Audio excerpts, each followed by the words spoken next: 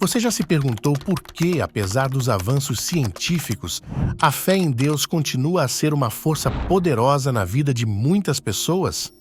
Alguns dos maiores cientistas contemporâneos não apenas reconhecem a existência de Deus, mas também afirmam que a complexidade do universo aponta para uma inteligência superior. Nosso mundo está testemunhando um intrigante ressurgimento de discussões sobre a relação entre fé e ciência. Nesta era de avanços tecnológicos e descobertas científicas impressionantes, parece haver um movimento crescente entre os cientistas para reconciliar suas crenças religiosas com suas investigações científicas. Há certas coisas que a ciência não pode explicar, mas eu irei ainda um passo além, afirmando que todos os elementos da ciência são completamente compatíveis com a ideia de que existe um Deus. E digo mais, não sou o primeiro cientista a expressar essa opinião. A mídia e o mundo acadêmico têm considerado cada vez mais a fé e a ciência como polos opostos, com a ideia de que os cientistas não acreditam e não podem acreditar em superstições como a fé. Em um ambiente em que os cientistas e os cristãos foram deixados de fora das melhores publicações e palestras, muitos permaneceram em silêncio. Mas nos últimos anos, os cientistas têm falado cada vez mais da sua fé em Deus, insistindo que a deslumbrante exibição da criação é demasiado esmagadora, complicada e precisa para ter sido configurada e gerada espontaneamente. Contra a ideia de que a ciência mina a fé, estes cientistas estão a descobrir que as evidências empíricas apontam de fato para a existência de Deus. O renomado neurocientista Andrew Huberman aponta que os incríveis mecanismos de desenvolvimento cerebral e neuroplasticidade, combinados com a crença na magnificência da biologia e da natureza, podem levar a uma crença profunda em Deus.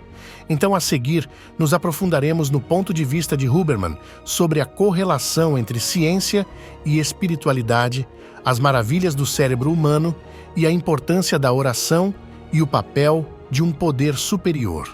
Também discutiremos os benefícios potenciais de incorporar em nossas vidas a oração e como fazê-la segundo um neurocientista.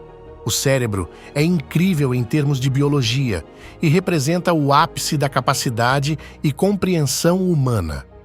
Em comparação com outros órgãos como o coração e o sistema imunológico, a análise do funcionamento do cérebro suscita reflexões sobre como esses processos naturais ocorrem sem a intervenção de um criador. Destaca-se a importância de programas genéticos, como genes de DNA e RNA, na regulação de proteínas que, por sua vez, orientam o desenvolvimento celular e especialização de células de dopamina em células de serotonina. Esses mecanismos são altamente conservados em várias espécies, de camundongos a humanos. Embora o cérebro humano exiba características únicas, como a elaboração de regiões contextuais e planejamento, sistemas de memória e controle de funções como hormônios, a respiração e o ritmo são surpreendentemente semelhantes entre as espécies. A capacidade de manter uma conversa e a complexidade da linguagem são fascinantes, bem como a variedade de movimentos corporais em comparação com outras espécies. A tecnologia atual, desde luzes até os carros da Tesla e naves espaciais, bem como a internet, são exemplos impressionantes de conquistas humanas. Quando você começa a estudar e compreender o desenvolvimento do cérebro como eu fiz, ou a neuroplasticidade, ou a dopamina, quero dizer, não me importo se você é ateu, agnóstico ou acredita no Criador, você tem que dar um passo para trás e apenas dizer, uau! É claro que existe essa diferença entre os cientistas sobre quem acredita e quem não acredita em Deus. Vou afirmar que me sinto muito confortável em dizer que acredito em Deus.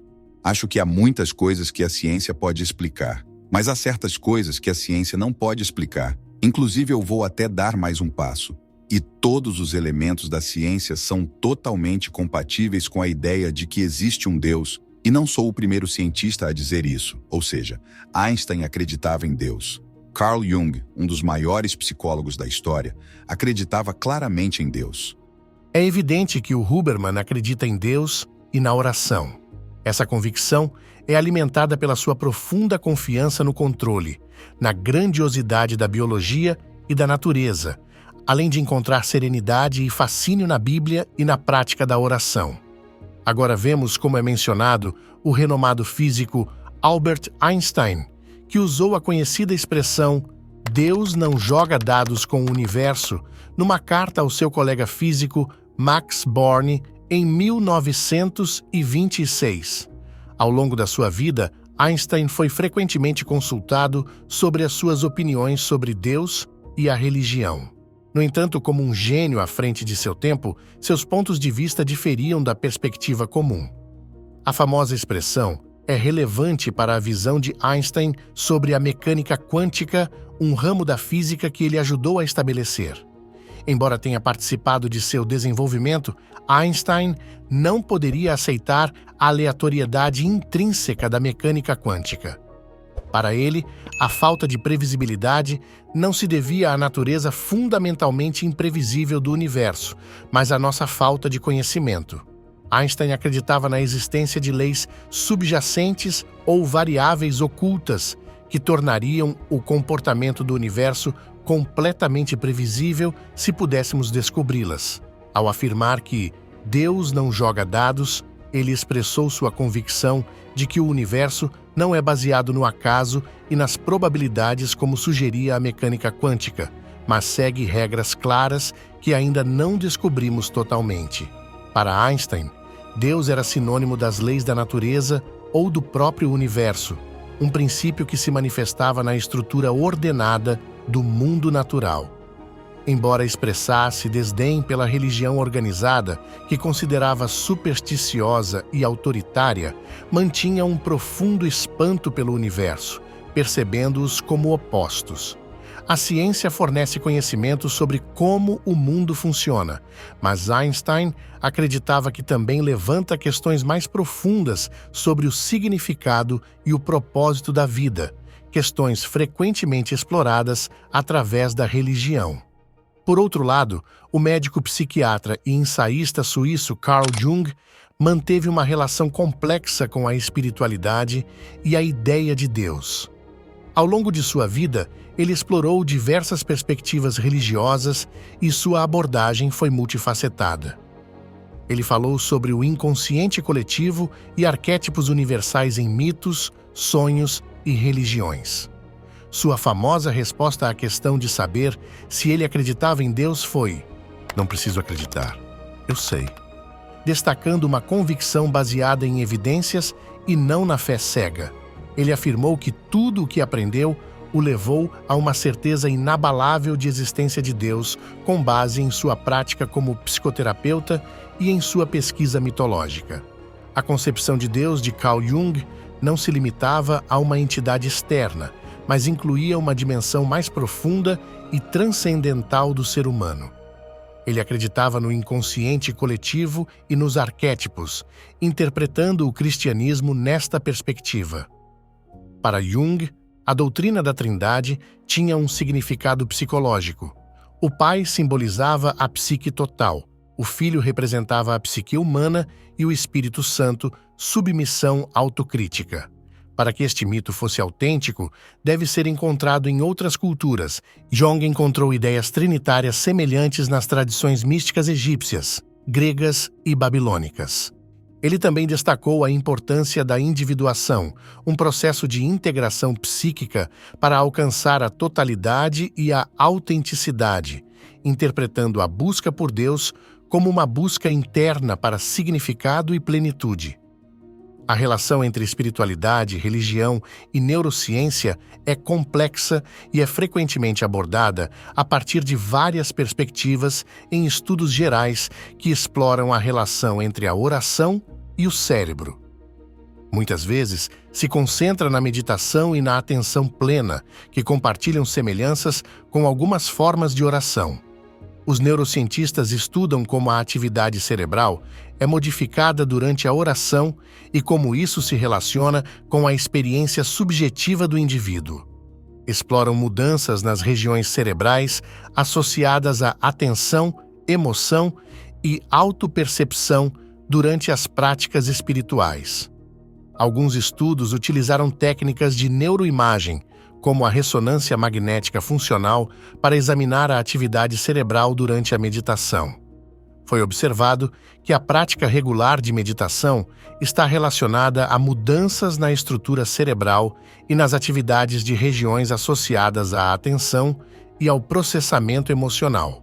Pesquisas em neurociência revelaram os benefícios da meditação e da oração no córtex frontal e no sistema límbico do cérebro, gerando sensações positivas como alegria, amor e otimismo.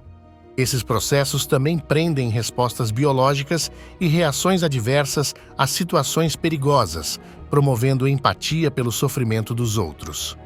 A hipótese sustenta que os neuropeptídeos e o sistema imunológico são vias biológicas que conectam processos mentais, como oração e meditação.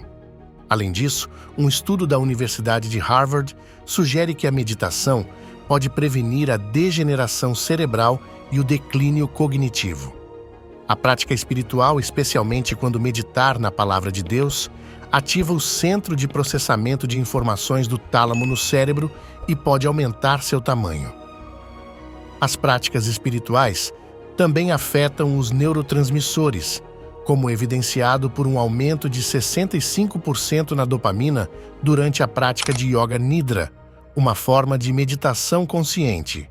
Enquanto a relação entre a oração e a saúde mental, pesquisas sugerem que as práticas espirituais podem trazer benefícios psicológicos, como redução do estresse e melhoria do bem-estar emocional.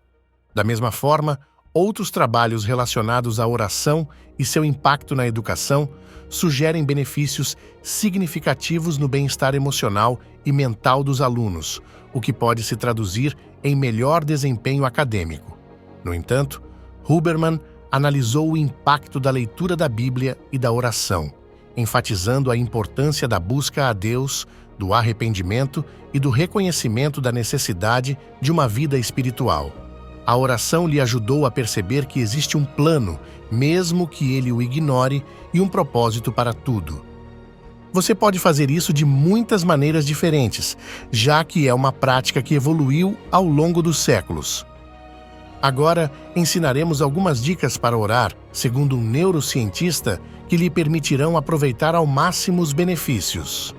Do ponto de vista da neurociência, orar corretamente envolve fazê-lo com intenção e foco, permitindo que o cérebro experimente um estado de tranquilidade que pode ter benefícios para a saúde mental e emocional.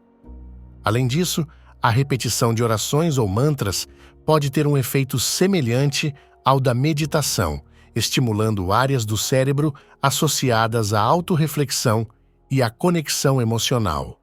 Eu costumo fazer minhas orações em voz alta pela manhã e às vezes novamente no meio da noite, se eu acordar. É algo que tenho feito com mais frequência ultimamente. Essa prática tem me proporcionado uma sensação de paz tão intensa que pode parecer estranho para algumas pessoas e talvez até me achem louco, mas realmente funciona. Eu estava lidando com certas questões internas que simplesmente não conseguia compreender. Parecia que não havia solução à vista, que eu não podia fazer nada a respeito. A oração, entendida como um processo de ouvir e pedir, tem semelhanças ao esforço constante da forma física, onde as respostas podem se manifestar ao longo do tempo. A crença em Deus e a prática da oração têm o potencial de orientar para o crescimento espiritual e a iluminação, libertando-se de padrões negativos e conectando-se com a eternidade.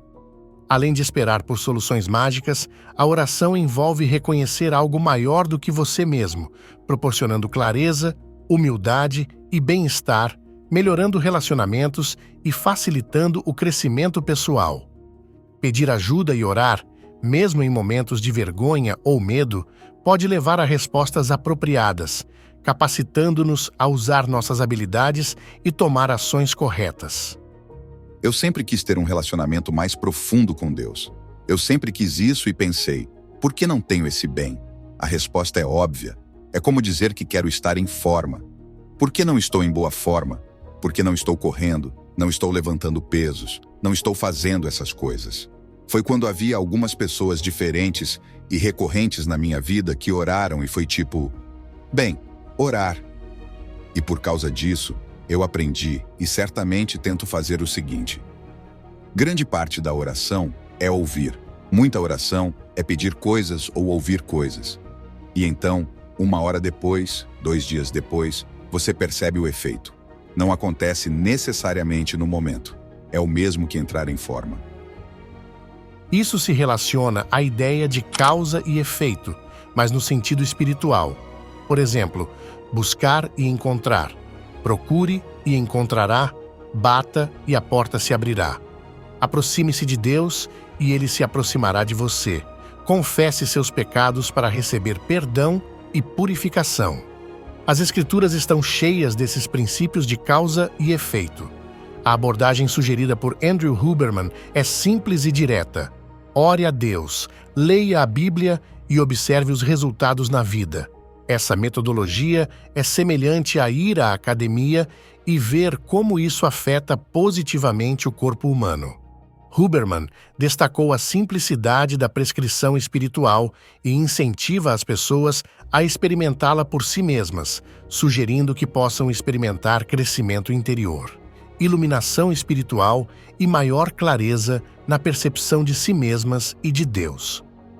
Essa abordagem procura superar as conotações negativas associadas a experiências religiosas anteriores e incentiva as pessoas a explorar essas práticas pessoalmente. Não esqueça de curtir, compartilhar e deixar um comentário. Obrigado por assistir e até o próximo vídeo.